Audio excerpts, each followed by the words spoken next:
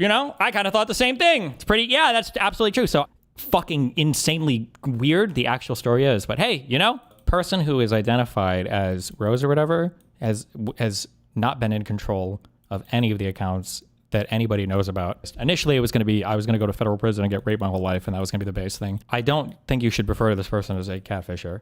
That's one of the things that they did, but it's not even close to the worst thing that they did. Not even remotely close to the worst thing that they did. It requires, at the very least, one like insanely crazy, disgusting, criminal, international individual. It's not funny. It's not funny. It's actually really fucked up and really sad. There's been a person who's been completely and totally skipped. And there's also been like a victim who has been relentlessly harassed. And a lot of that harassment has come from Justical Server. Lots of people from Justical Server reached out and harassed the victim, harassed her family, harassed people around them. This has been like an ongoing thing from that community. I wanted to go out and hang out and drink a little bit on my favorite Austin street on 6th Street. And while I was out with my good Nazi friend, I'll say LS for an abbreviation to keep it anonymous. My other wonderful Lauren friend. Okay, so apparently every single person in Austin, I guess, knows who I am for whatever reason, okay? So we walk up to some bar, and the guy's like, oh, hey, are you Dustin Rivera? I'm like, yeah, hey, what's up? And then I hear a noise to my left,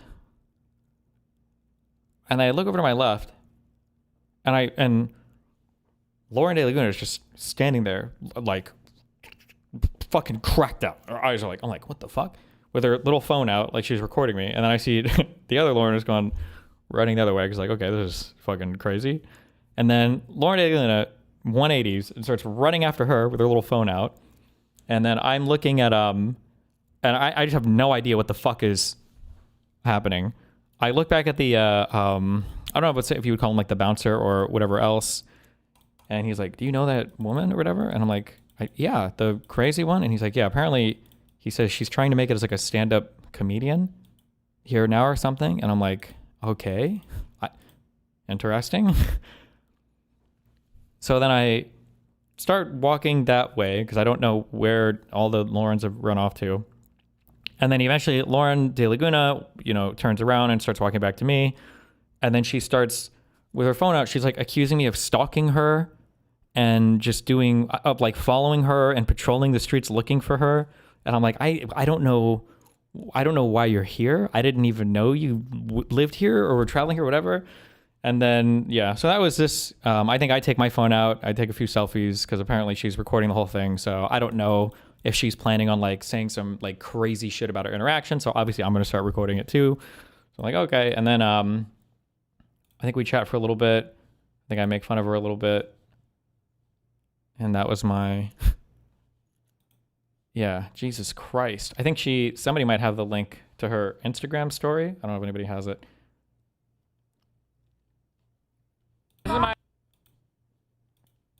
This is my best friend, Lauren Delaguna. How you doing? You came to Texas to bother me. I literally am gang stalking her right now.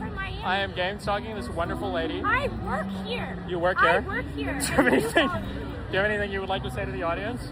Yeah, you're a freak. You're fucking weird. Okay, cool. Anything else? Yeah, Thank you for joining us tonight. Thank you for... Why hasn't she released her point of view? My guess is she was hoping either me or Lauren would say or do something crazy, I guess. I don't know. But nothing happened. So I think she made a few streams talking about it. You're stalking me. You're a one-man... This is a one-man gang stalker army right now, okay? So thanks for hanging out. Yeah, you just keep making Texas...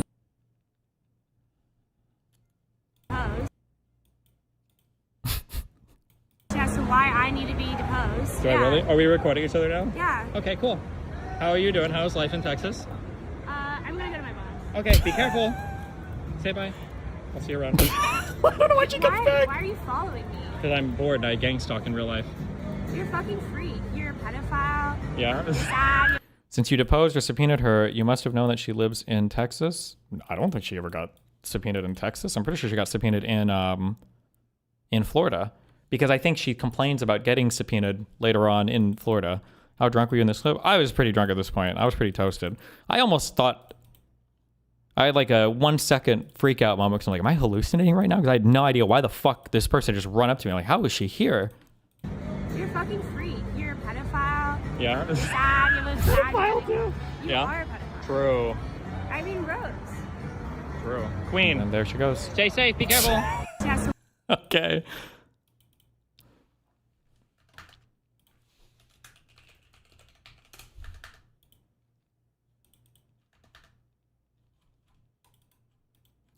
That didn't answer the question, but go off, Queen. What didn't answer what question? Why would I know that she lives in Texas? I have no idea that she lives in Texas. Why would I know this? Also, I'm on 6th Street. This is like the most popular street in Austin. So I don't know what you're implying that I would go. Am I just not allowed to go to Austin anymore? What are you talking about? Jesus. From tonight. Apparently she made some video here. I got a bunch of new follows due to the Destiny drama, so I'm just going to briefly state what happened. I was at my job, and Destiny and Lauren Southern showed up where I was working tonight. I don't know what she means by show up where she was working. I don't know where she works. Some people said she works at like the mothership. Maybe we were just going to bars. I don't think she was working at the bar we were going to, because she literally, you can see she runs across the street afterwards to go to her boss or whatever. I don't know where she works. We were just going to bars, but. And just like, we're patrolling the area that I work. Patrolling? We're patrolling the area that I work. I moved from Florida to Texas to get away from Destiny. You moved states to, I haven't seen this person for, I want to say over a year. What do you mean get away from me? What? When I was a public defender in Florida, he sent attorneys to my place of work to send me a subpoena. He had my ability to do it at home. He had multiple different ways to do it, but he decided to disrupt me at work. To receive a subpoena? Are you okay? Destiny, so do you think she stalked you all the way through? No. My guess is she probably just saw me and probably Lauren and was excited to try to get some crazy video. That's my guess. I seriously, because I don't know how she would have even known I was there. There's no way she was like, no, I'm pretty sure she must have just seen us and wanted to run up and get a video. That's my guess. And now he's doing that again. He's telling me that he's going to like ruin my career and that my life is over and that I haven't done anything to this man. I'm not Pixie's attorney. He lied about that. He's filed bar complaints. He's tried to get me stripped of my license. I haven't done anything to this man. She is very particular about the things she says for a very particular reason, but that will come out in the future. Other than I dated him and then broke up with him. We have never dated before, and she absolutely didn't break up with me. She fawned over me, told me that she loved me, that I was the only guy she'd connected with in years and wanted to date me. And then when I said, I don't think I'm looking to date anybody after Melina, 3 days later, she decided that she fucking hated me. It's kind of cringe not to go over all the old memes again, but somebody linked this timestamp. I think this was before she formally asked me out, but like I knew it was coming because she started to get but like this happened like 5 different times, okay? But like this is so Oh, I took pictures of these. Thank God. Oh yeah, fuck. Because she would send me messages like this, but then she would delete them after. So when I would open Discord, they're like not there. cringe and mean. I'm sorry, I was really drunk. I don't know why I told you that. She would do this a lot. Like, oh, I'm drunk. Today's her actual birthday. Message her on Instagram, and then this is one of their friends. I love you so much. I would do anything to make you happy. And then when I opened my phone, like these last like 2 messages would be like deleted. And like, Jesus Christ. Oh, and then I started because I realized that she was getting like super obsessive. So I was trying to like not hang out with her. So I was I do this because this woman is like literally minding herself. Like I can't. This is like, yeah. Next date on the 29th. Also, I want to see you too. I'm gonna be out of town on the 29th. That's why my big debate is in New York City. When is my next date with you then? Good question. LOL. I'll be cramming like crazy the next week and a half. Maybe sometime middle of next month. That's so far. I know. And then between these 2 messages, she sent a message asking me out. She's like, oh, like we should go on, or I want to be your girlfriend or something. But then she deleted it. So I screenshotted this because like deleting messages. And then I said, also listen, I'm 100% going to remain single for a long time. LOL. I make a focus on work/career stuff. So don't mind yourself getting hung up on me or anything. I don't like anyone else though. And I'm going to be great. I suck now, but I'm going to be licensed and start to practice. You're the only person I've sex with a really long time. Like Jesus, like Jesus Christ. But she. But yeah, it was awkward. This should just be like an awkward thing that just remains between 2 people. But for some reason, she just decides to run around publicly saying that we dated for a long time. The last I've heard, she says we dated for 9 months, but like, yeah, anyway, it's just annoying. Whatever. Anyway, that was my Lauren's adventures. Apparently she also made another story saying to explain why she looked high on meth. I don't think she necessarily looked high, but Jesus Christ. That's pretty good foresight from you. She's unhinged. Wow, thanks, buddy.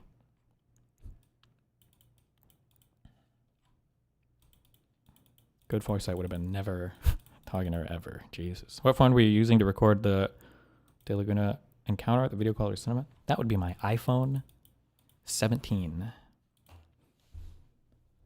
The default video quality is like 1080p, but I just changed it to 4K, 60 FPS. Hell yeah. Get them big, wonderful videos.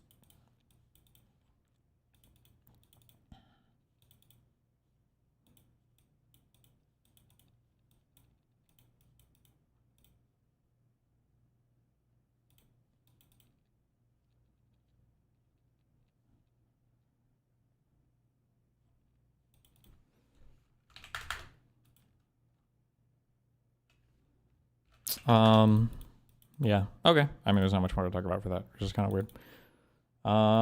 New court docs. Oh, we have new court memorinos. One of the spicy meatballs is half dropped.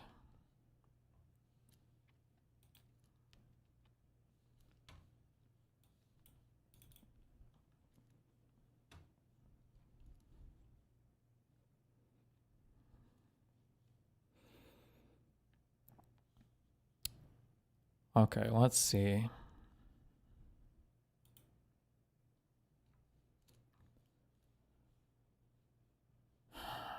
They skipped a deposition that was noticed, meaning it was registered with the court, basically. And then they needed to show the judge why they skipped it and didn't say anything about it. Was that this one right here?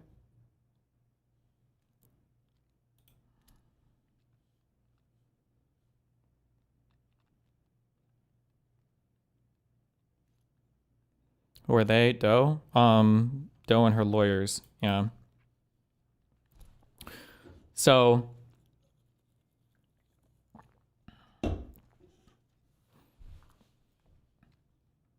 just to catch you up on this ridiculous deposition situation, okay? So you can understand like the context for this, the setting for this. So imagine somebody asks you, "Hey, we should go out to eat," and you're like, "Okay, yeah." Or like let's go out to eat. Or you know, do you want to? Yeah. Let's say, do you want to go out to eat? And you say, yeah. And they go, okay.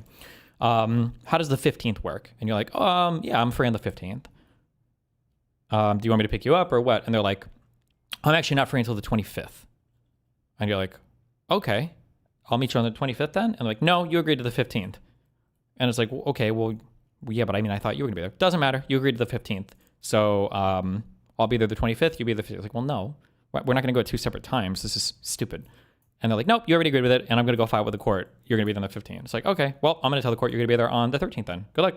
And they're like, I don't agree to that. It's like, okay, take it up with the court. If you're going to notice us on this date, we'll notice you 2 days earlier. Fuck it. Like, if you don't like it, then register something with the court. They're just like playing stupid games with the depositions. But like, we didn't want to have to do 2 depositions like a month apart. It didn't make any sense to like have my lawyers fly out like at 2 totally separate times. You want to schedule these like close to each other.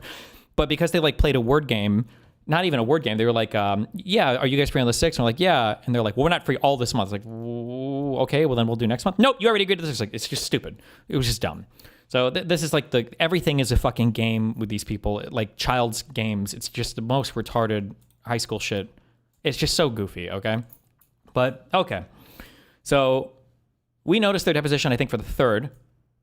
They not only did they not show up for it, they didn't tell the court that they weren't going to show up for it. They didn't contest it with the court. So in the eyes of the court, they just skipped their deposition for no reason.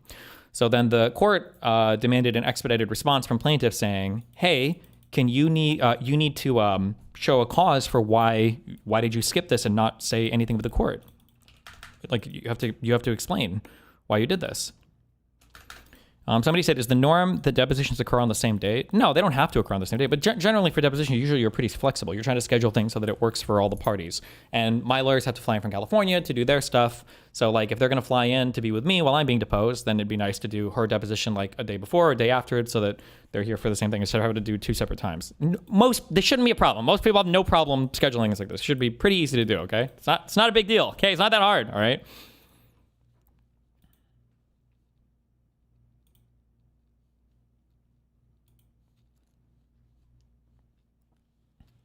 So anyway, they skipped it. So the judge issues them essentially a show cause saying you need to show a good cause for why you skipped this and didn't notice the court.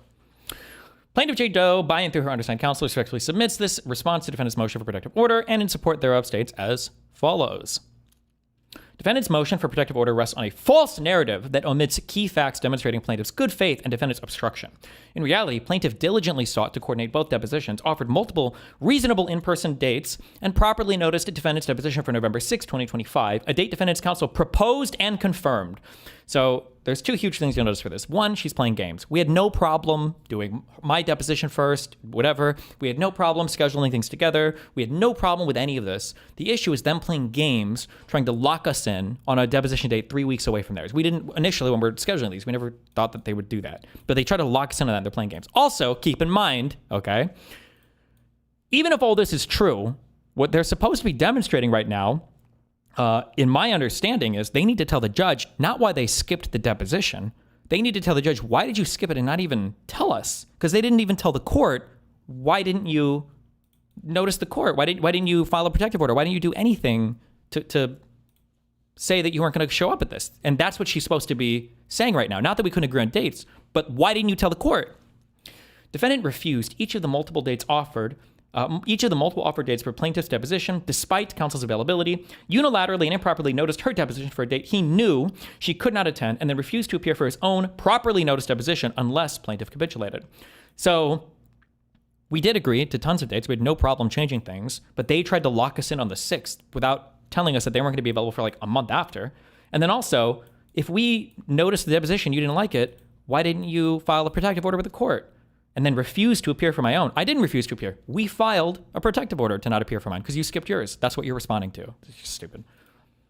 Contrary to defendant's self-serving assertions, he made no effort to accommodate plaintiffs or her counsel's schedules or minimize her costs or burdens. We did. We had no problem doing it later on. But for some reason, they had to do mine on the 6th, and they wouldn't reschedule mine. Or I'd say reschedule. We didn't even 100% lock that in.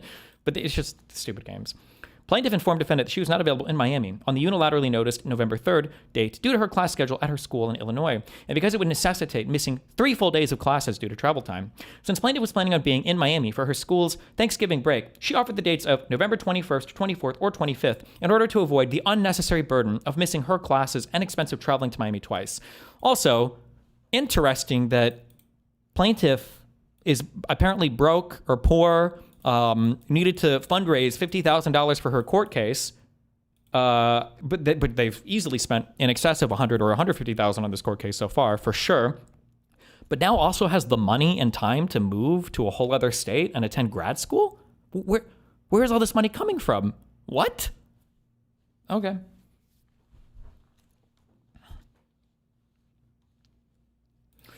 But defendant expressly disregarded the inconvenience and effect on plaintiff. Instead, the defendant's only concern and the only reason for this discovery dispute is that one of defendant's 5 attorneys, out-of-state counsel Mr. Bretler, suddenly and disingenuously claimed he would be burdened by having to travel to Miami twice. Moreover, and contrary to defendant's assertion, plaintiff's counsel never represented that they are available to depose defendant on November 24th or 25th, nor are they available since plaintiff's lead counsel, Ms. Peters, has prior commitment issues outside of Florida, and co-counsel Mr. Garcia cannot take the deposition due to health constraints. Okay. Defendant has not and cannot show good cause for his scheduling shenanigans, unilaterally scheduling plaintiff's deposition for an unavailable date and then refusing to appear at his own agreed-to deposition and now insisting that depositions be held consecutively. If you couldn't appear, why didn't you file with the court? Why didn't you file with the court?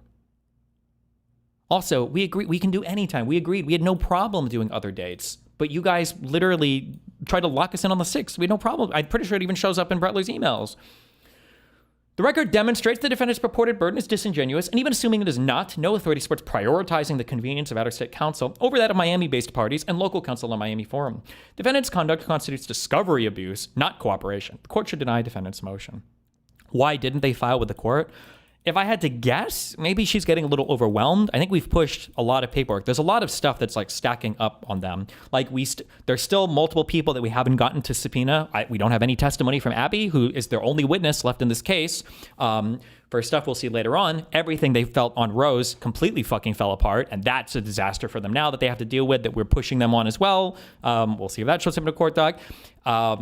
We still have a ton of outstanding discovery. Pixie is too busy goofing off, I guess, in other states or taking Instagram pictures and hasn't turned over still basically anything for discovery. We have basically nothing from them. And then now they're like skipping depositions. They haven't made available, like it's just, everything is like a disaster. It's just, they haven't, So my guess is maybe she's starting to get overwhelmed on stuff. I don't know.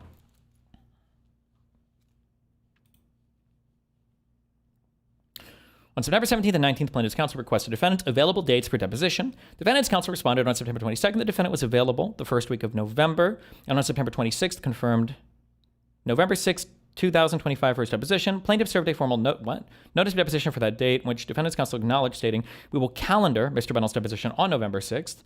Yeah, but this was before we knew that they wouldn't be available for a month later. Thus, by September 29th, defendant's deposition date had been mutually agreed, noticed, and noticed and calendared. It was not until 1 month later, on October 30th, that defendant's counsel first indicated the defendant would not appear and improperly conditioned his appearance on plaintiff's appearance. Again, this is just scheduling depositions. This shouldn't be like a big deal. This shouldn't be that hard. Like, this is not like, this is nothing important. We're just scheduling.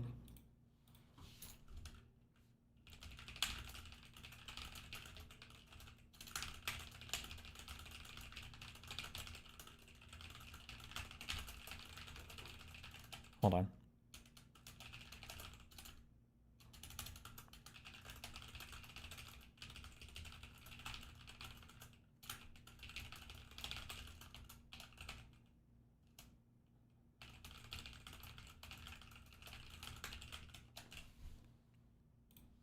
Just waiting, my good friend.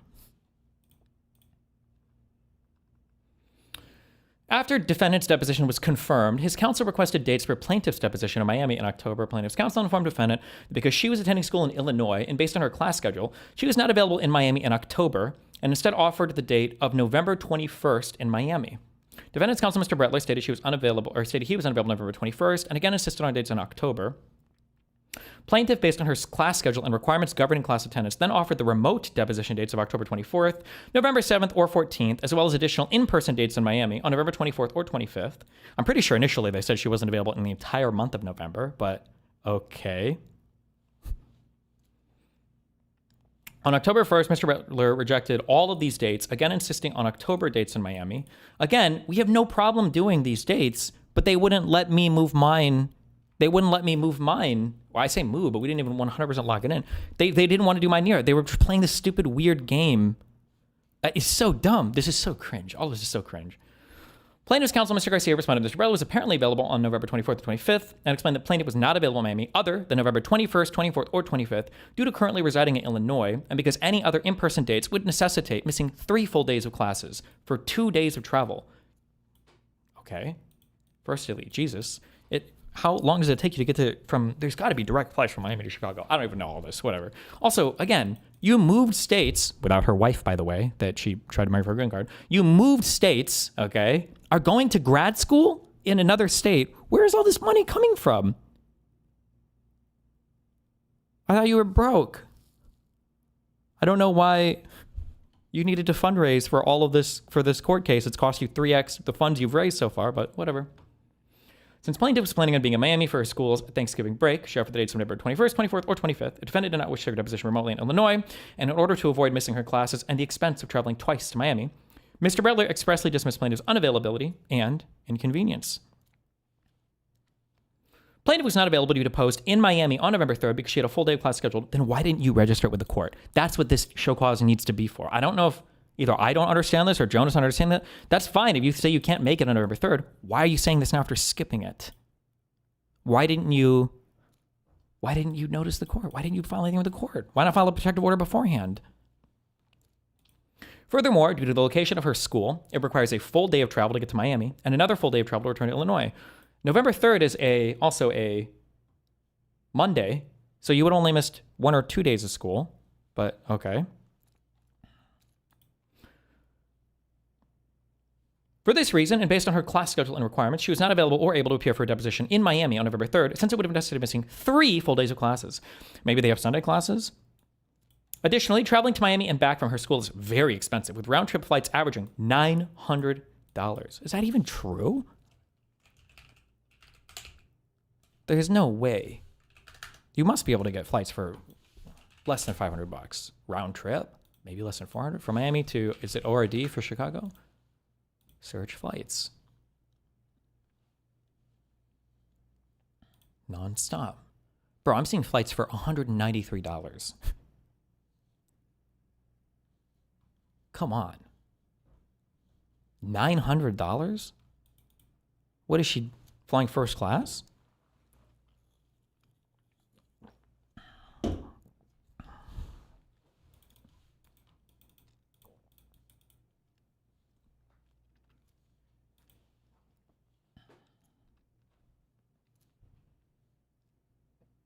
Plaintiff offered the dates of November 21st, 24th, or 25th, since she would be in Miami on those days, or alternatively 3 remote deposition dates. Again, these dates are fine. Let's just do mine right after or right before. I'm not going to fly my lawyers out twice for this, okay? Defendant's narrative that he must take plaintiff's deposition during the same week as defendant's deposition to avoid unnecessary burden and expense is contradicted by the record. On September 26th, 29th, 30th, and October 1st, after defendant's deposition had been calendared for November 6th, defendant's counsel repeatedly insisted the plaintiff provide dates for her deposition in October, showing no concern then about his unnecessary burden and expense. He also showed no concern for plaintiff's unnecessary burden and expense and having to miss classes and travel to Miami to be deposed in October or on November 3rd in Miami. You sued me in Florida, you dumb idiot. You sued me here. You chose the venue, so you don't get to claim unnecessary burden or expense. This was your venue. So I don't know why the fuck you moved out of state and now you're too lazy to show up for your fucking depots. That's on you. Then, on October 2nd, out-of-state counsel, I like how she says, out-of-state counsel, Mr. Bretler, suddenly expressed a newfound concern with his own burden of having to travel twice to Miami, and for the first time insisted the plaintiff's deposition be taken during the same week as defendant's. But if cost saving were genuine, defendant could have deposed plaintiff in Illinois on the proffered date of October 24th, immediately following the October 23rd deposition of a non-party witness in Illinois, attended by 2 of defendant's California's attorneys. I don't even know if we were talking about doing her depo then, and I don't even know if we knew she lived in Illinois then. Maybe you guys should have offered that date. However, Mr. Bretler had to be in Miami for another matter on November 4th, which is why he offered and agreed on November 6th for defendant's deposition. Rescheduling defendant's deposition so that both depositions would be taken the week of Thanksgiving would not actually minimize any burden or inconvenience, since Mr. Bretler still had to be in Miami the first week of November, and thus would still be traveling twice to Miami. I don't know what he has scheduled here. I don't know what he has scheduled back in California. Why would you assume just because he's here for another matter, he would be able to just squeeze in a day or 2 for deposition for a whole other thing? I mean, maybe she's bored. Maybe she has nothing going on in her life or nothing scheduled in her life. I don't know. Thus, defendant's claim of unnecessary burden is plainly disingenuous. Ignoring plaintiff's stated unavailability and burden, on October 3rd, Mr. Bretler insisted the plaintiff appear for a deposition, blah, blah, blah. I think this is all just... This is just the most cringe shit ever. But she never gives a good reason in any of this, I don't believe, for why she didn't notice the court. On the eve of defendant's November 6th deposition, defendant's counsel announced that defendant will not appear for his deposition on November 6th unless plaintiff appeared on November 3rd, effectively holding his own testimony hostage to coerce compliance with his unjustified demands. Then just notice the court. Files in the court saying you're not going to be there. How can we hold you hostage? Why not file with the court? This is what you do. Well, I say this is what you do, but apparently she fucks half her filings up, so...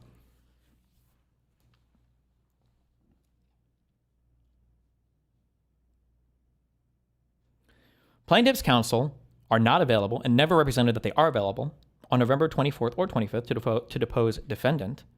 Defendant falsely asserts that plaintiff and her counsel represented they're available for instance deposition on November 24th, 25th. In fact, plaintiff's counsel advised during the October 7th meet and confer, and again by October 10th on email, that they could not depose defendant on either date because plaintiff's counsel were not both available in Miami on those dates, and thus they could not agree to changing defendant's agreed upon deposition. I don't know why you don't need to both be here.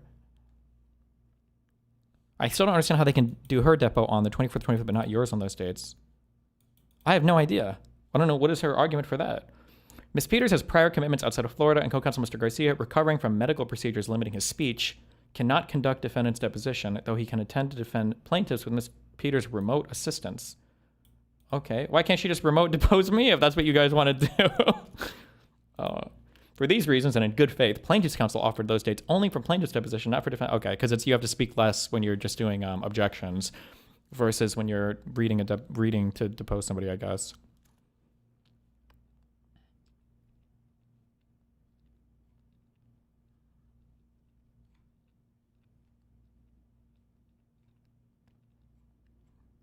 Cringe. This is all just cringe. That's our cringe thing.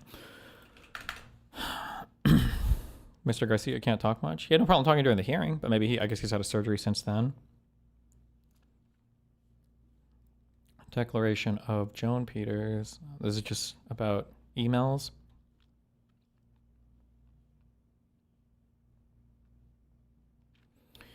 This is this is September 30th. We asked for dates in October for an in-person deposition in Miami. Please provide plaintiff's availability to sit for deposition in person in Miami, Florida in October, or we will unilaterally notice your deposition for a date and time that works for Mr. Bonnell and his counsel. It cannot be that your client is not available for an in-person deposition any days in October, and her only availability in November is the week of Thanksgiving. If that is the case, she will need to make other arrangements in order to comply with the discovery obligations and the lawsuit that she filed. How can you sue me in Florida and say you're not available for 2 months? What are you doing? You don't live here anymore? That's not my problem. You sued me here. This is the venue that you chose.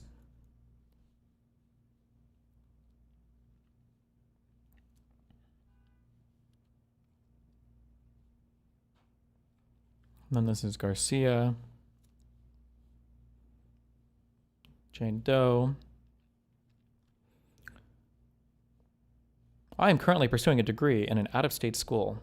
My school is approximately a 2.5 to 3 hour driving distance from the closest airport. It must be nice to have so much money and so much time to not work ever, have no jobs, no income, fundraise a free $50K off my reputation on X, on Twitter, and then go to out-of-state grad law school, whatever she's doing, I guess. Must be nice. Between September 22nd and September 30th, I spoke with my attorney, Carlos A. Garcia Perez, numerous times regarding my available dates to be deposed in this matter. I informed him that based on my current class schedule at my school, and in order not to miss classes, I could only be available for an all-day deposition remotely on October 24th, November 7th, or November 14th. I also told him that based on my class schedule, and in order not to miss classes, I could travel to Miami and be available for my deposition in person on November 21st, 24th, or 25th. Go to page 8 in the main doc and read part 4 of their argument. Wait, what?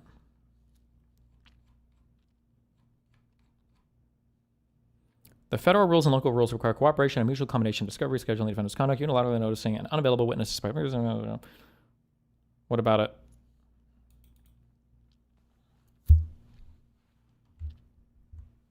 Did you go over any of the case law they cited in their response? They use a case from the same judge that's overseeing your case. Is it this one here where Judge Torres rules on this? I didn't. Usually when I look up, I just stopped reading their cases they said because all of them were just so wrong.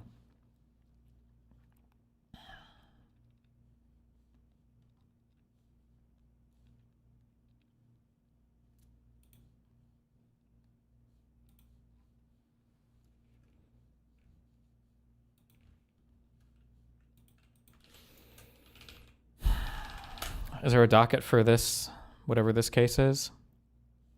Oh, here, I guess I can look for the particular filing.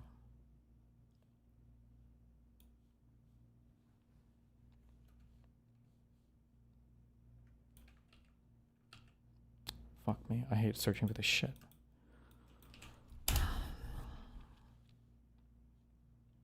Does this tell me the particular docket entry? Is it this?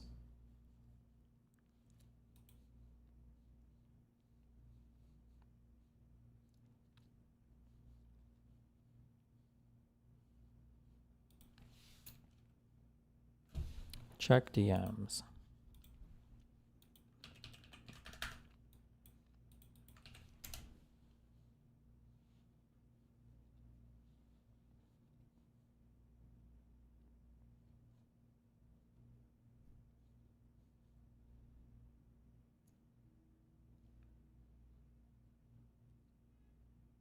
What?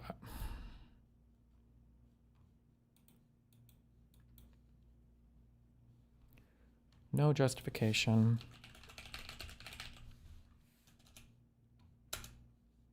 Okay. Let's see.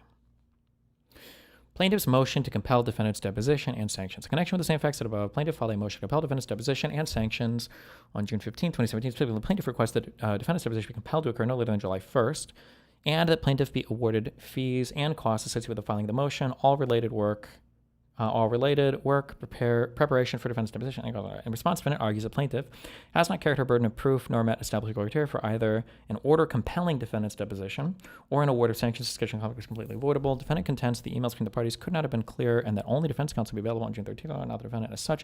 And alleges that plaintiff has, in bad faith, continued to threaten to unilaterally set the defendant's deposition on dates plaintiff counsel is not available and is scheduled not to be in the United States. Therefore, defendant requests that the court deny plaintiff's motion, find that plaintiff has failed to meet the requirements set forth.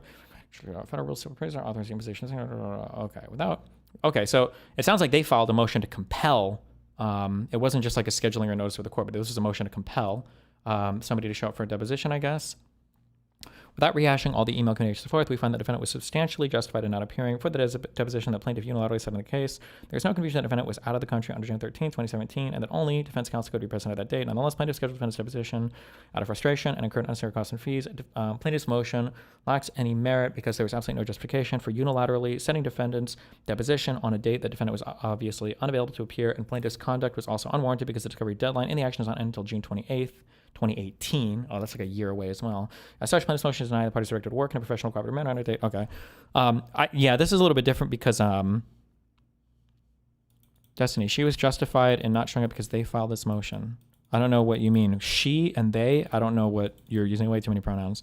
But in this case here, it sounds like somebody filed a motion to compel somebody to show up for a deposition when they clearly weren't available. And the judge is saying, well, we're not going to agree with this motion to compel them to show up here because they're not available.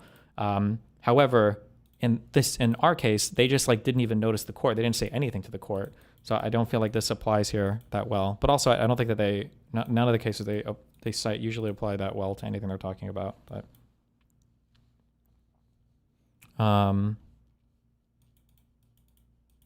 they filed a protective order beforehand. That's why she was justified in not showing up. In the other case, yeah, sure, maybe, yeah.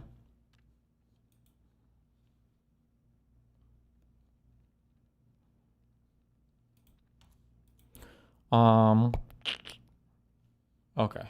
What did she say? I provided these dates in good faith and in an attempt to facilitate the scheduling of my deposition without undue burden, without jeopardizing my class standing. My school's handbook states that failure to attend classes may result in being dropped from the course, a grade reduction, or failure. I told my counsel that I could not be available for a deposition in Miami on November 3rd because I had a full day of classes scheduled. Furthermore, due to the location of my school, it requires round-trip flights to Miami average $900.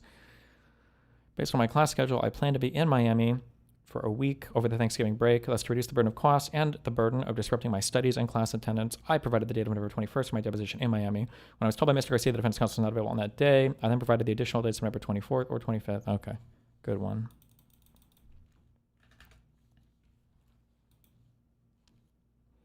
Okay, anyway, that was this stupid meme. I think they still haven't dropped their USB drive off at the court. I don't know what the fuck they're doing. I don't know what's going on with her or what is happening, but okay. Kind of a big meme. Let me use the restroom real quick and then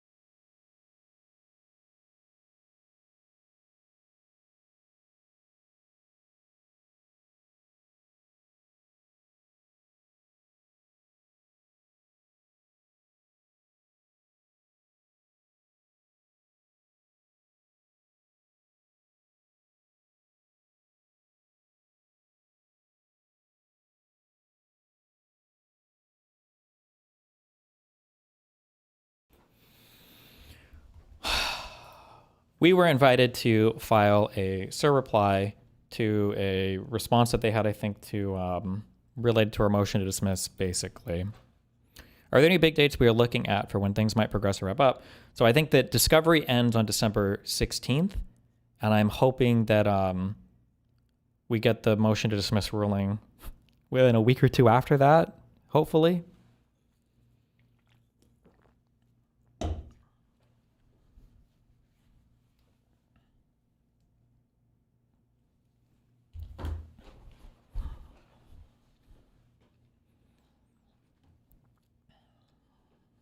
I think it looks really bad. So the motion to dismiss, remember, has to do with whether or not the court can hear the case. They get to reply to our motion to dismiss. However, they didn't put any new evidence in their court doc. They didn't put any new evidence in their replies or responses that say that the court can't even hear this case. They just keep like doing these weird Kiwi Farms attacks on like my evidence, saying that it's not good enough, but they are offering nothing of their own.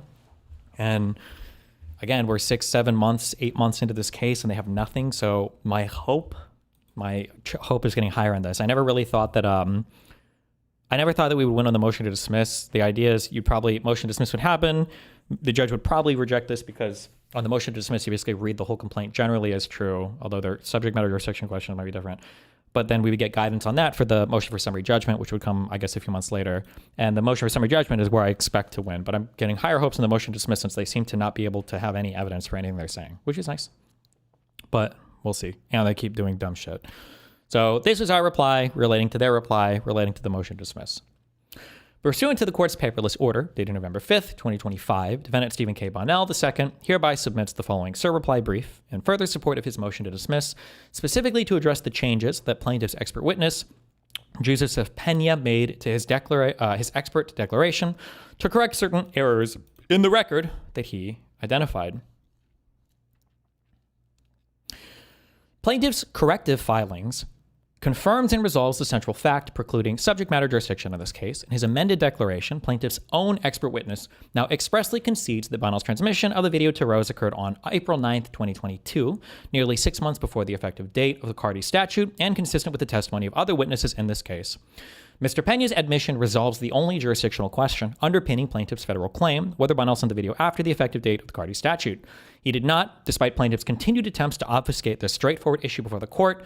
The remainder of Mr. Pena's amended declaration does nothing to change the fact that Bonnell's sole transmission of the video occurred prior to the effective date of the Cardi statute, and his motion to dismiss should be granted accordingly.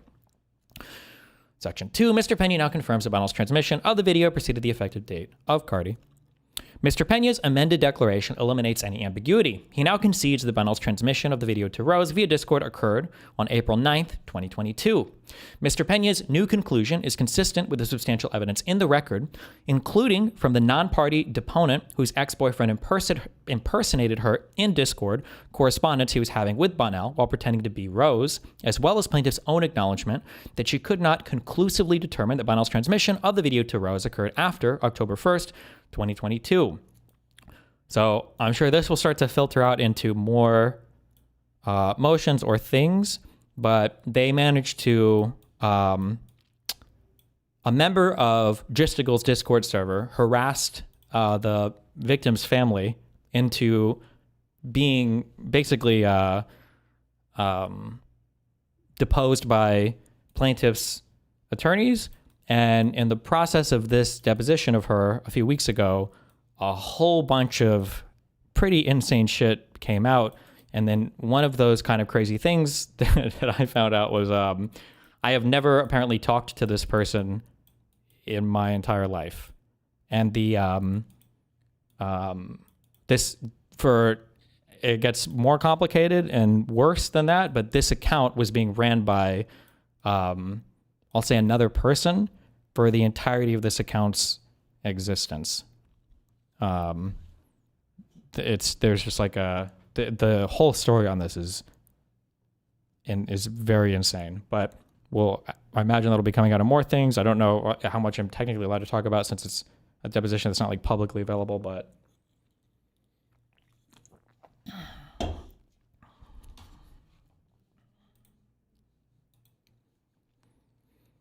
as well as plaintiff's own. How did you find this out? Because it came out during her deposition. So there were no phone conversations with Rose. I don't think I talked to her. When Pixie initially asked me about this a year and a half ago, I thought I'd had a conversation with her. But when her boyfriend or whoever was on that solo account reached out to me, he said that I'd never talked to her. So maybe I didn't. Maybe I'm mixing a conversation up I had with somebody else. But I guess I never did. It's still possible that I did, though, when all the details of this come out. But it's pretty wild. But it's possible there were only text conversations. But where am I at?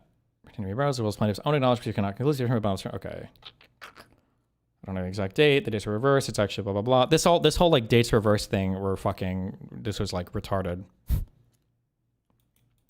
as fuck. But moreover, Mr. Pena has also retracted his accusations. His accusation of that Bonnell engaged in evidence spoliation. In paragraphs 7, 17, and 18 of his original declaration, Mr. Pena asserted and concluded that Bonnell's Discord chat export had been tampered with, that Bonnell had deleted or altered messages, and therefore Bonnell's evidence of the April 2022 transmission of the video to Rose is not reliable and would require further discovery. In his amended declaration, Mr. Pena concedes that his initial conclusions were incorrect, and he admits that Discord's time grouping design feature explains the supposed inconsistencies he highlighted in his declaration. Mr. Pena now withdraws his prior claim of evidence tampering and no longer asserts that Mr. Bonnell manipulated the data demonstrating the April 2022 transmission of the video to Rose. Plaintiff herself acknowledges that the paragraphs in her opposition predicated on those now withdrawn statements are no longer supported and should be disregarded by the court. Mr. Pena's amendment corroborates Bonnell's position. Since the outset of this case, the Discord log export reflecting Bonnell's correspondence with Rose is accurate. The message thread with Rose is intact, and Bonnell's transmission of the video occurred in April 2022, preceding the effective date of Cardi by nearly 6 months.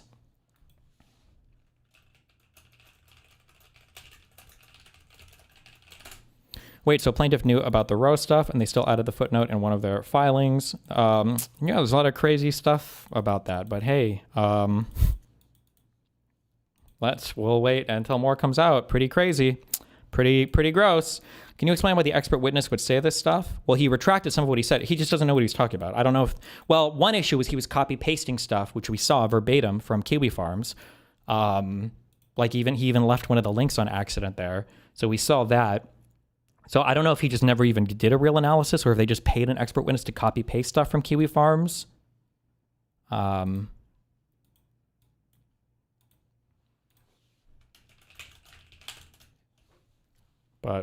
So, yeah, I don't know. The guy was an idiot. Rather than submit admissible evidence to conclusively establish subject matter jurisdiction here, which is what they should have done, by the way, plaintiff instead relies on a purported expert's testimony to obfuscate plaintiff's fatal jurisdictional defect. Worse still, Mr. Pena was retained to assess alleged tampering of Discord messages, yet his own core accusation was based on a basic misreading and or misunderstanding of Discord's own interface.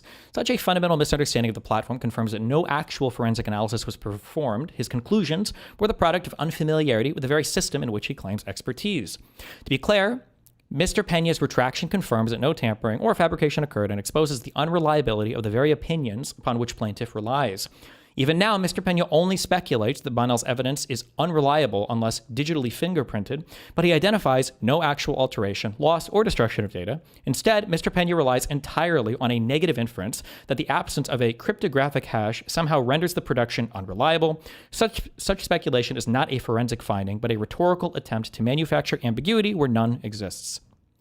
The date on which Mr. Bonnell transmitted the video is the dispositive question. It is easily resolved from the face of the Discord chat log, the evidence in the record, as well as by plaintiff's own expert's admission. No specialized computer forensics knowledge is required to read a date stamp. Plaintiff's continuing effort to reframe the transmission of the video on Discord as a complex, continuous disclosure is nothing more than an attempt to obscure the record and preserve a theory that her own expert cannot substantiate. Conclusion, for the reasons stated herein and in Bonnell's moving papers, Bonnell respectfully requests the court to grant the motion dismissed for lack of subject matter jurisdiction. And that's where we're at now. Big names.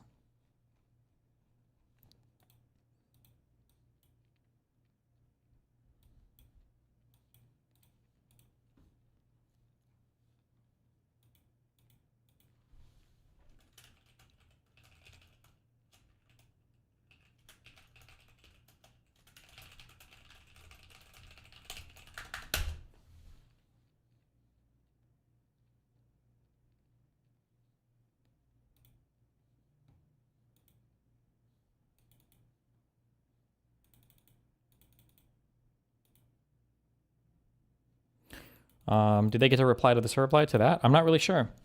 No clue.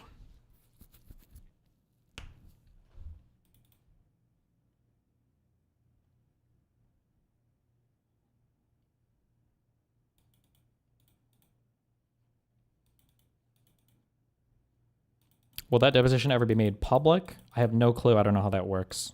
I guess we'll find out.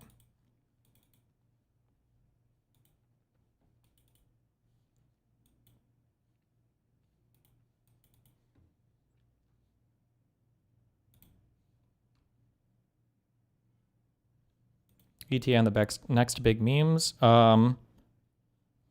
Probably within the next couple weeks, I think. Did your lawyers depose her too, or just plaintiff? I mean, mine asked a few questions, but I can't really speak with any specificity. But it was a rough. It was just rough. That was just not a good. Pixie's. Let me just say, Pixie's a demon. That's all I'm gonna say. Yeah, I'll just say that much.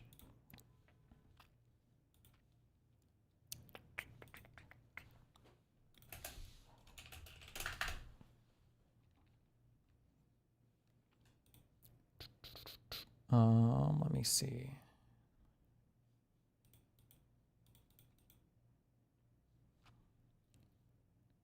November 7th, 28th.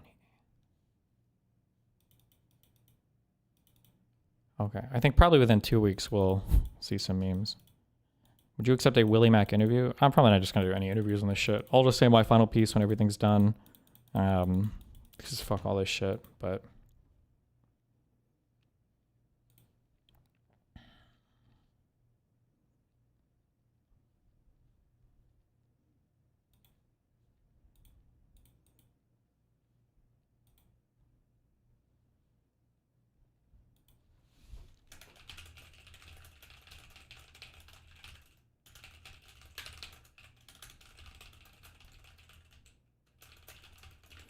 But also, just like as a quick thing, and my tongue is a little tied. I can't, like I said, I don't think I can talk much about this. But like, if you could think for like 2 seconds, if you use your brain a little bit, especially if you get away from like the weirdo shit online, you just think about like the facts of the case and like how everything worked out.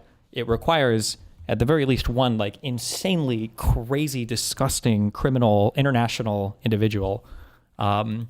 But it's just funny to me that, not funny, it's not funny. It's not funny. It's actually really fucked up and really sad.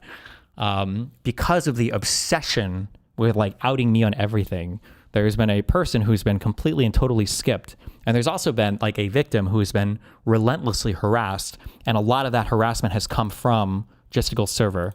And they'll even admit it. I don't know who, they just see this person talk about me a lot.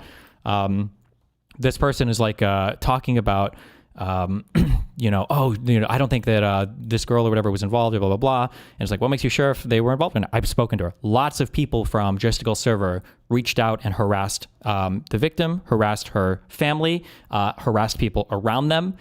This has been like an ongoing thing from that community. So, and then all of it is basically happening behind the curtain of Pixie's court case because she's still obsessively dragging this out when they know they have nothing and no case. And every day that she drags it out is another day that she's providing cover for like a truly unbelievably insane individual. But I guess we just have to wait until this ends. Yeah.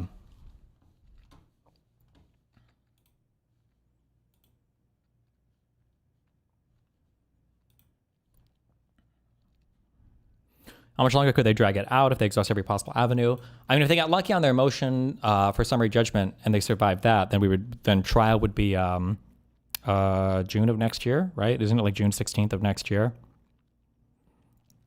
You spoke about meetings with New York law firms. Are you planning on going after it anyway? I can't do that until this case is over. Like, this case is costing me so much money, and I can't risk. There are strategic and legal reasons why I can't do both as well at the same time, but the one of them is money related and psychological bandwidth related, but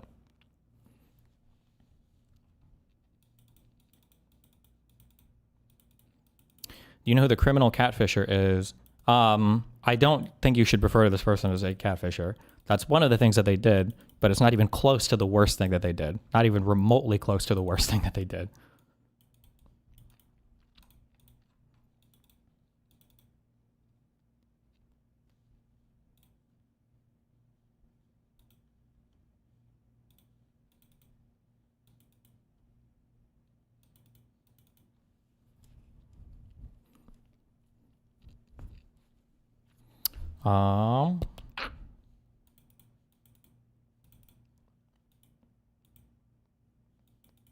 Okay.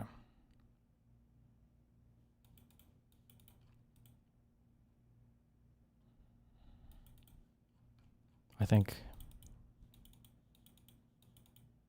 that's it for now. I don't know if there's anything else.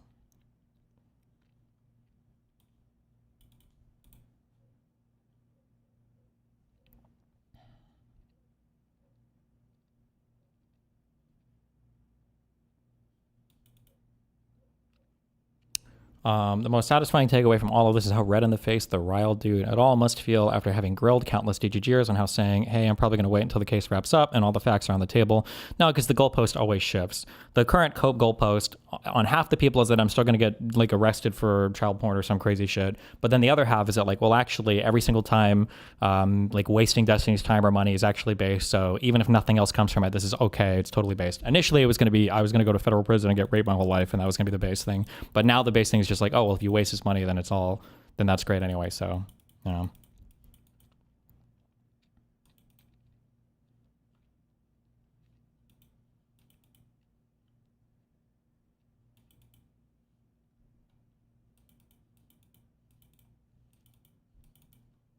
They say that Rose has to say she wasn't the one posting. The person who is identified as Rose or whatever has not been in control of any of the accounts that anybody knows about ever. That whole story is insane and crazy, but I can't get into any more details. That whole story is insanely disgusting and crazy. But we have to wait for more stuff to get filed. So, yeah.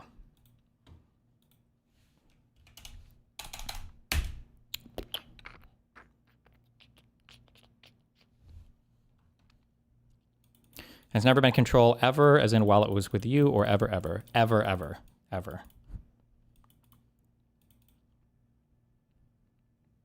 I know you can't answer, but is that why the feds were talking with you with the memes you said about? No, the feds only ever come to my place over like death threats and shit.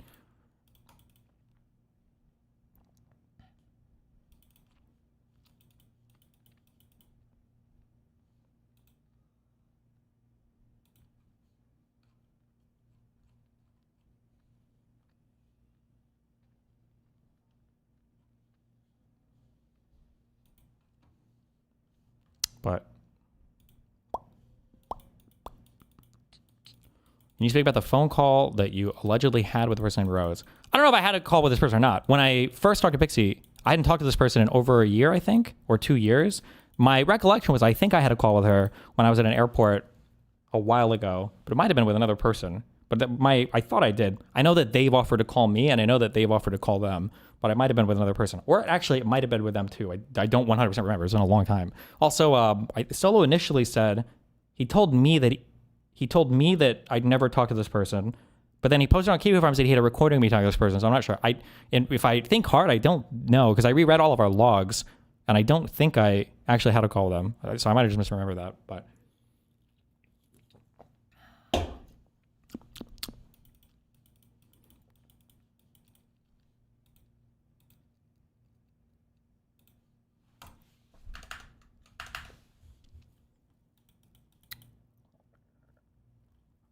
Okay. Unrelated, but this is how Tom Bilyeu speaks. Stop. Why would he not publish that call if he had it? This guy doesn't want anything published about the actual person involved. There's a very particular reason why. Yeah. People post the images of her in your merch to discredit the idea that she had no idea. Is that explainable?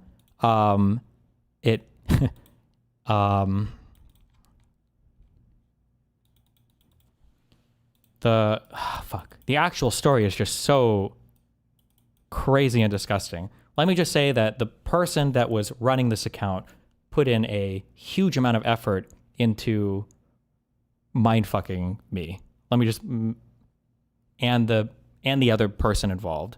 That's all I can. Yeah. Fuck. Ask me in a few weeks. We'll see what else shows up in court filings. But yeah, it's pretty wacky. That's a Jew stalker point. I will say this, just because so many people have posted it, and I think it's very funny. Because I've seen a lot of people posting that, like, oh, how could you possibly have pictures of merch? It must be a real person, or they must be talking to him. It really seems like it, huh? I kind of thought the same thing. It's pretty, yeah, that's absolutely true. So I like that people are posting that as evidence of me absolutely lying or fucking my lies or my story up, because I think it goes to show how fucking insanely weird the actual story is. But hey, okay. That's all I got for now. All right, move on to the next thing.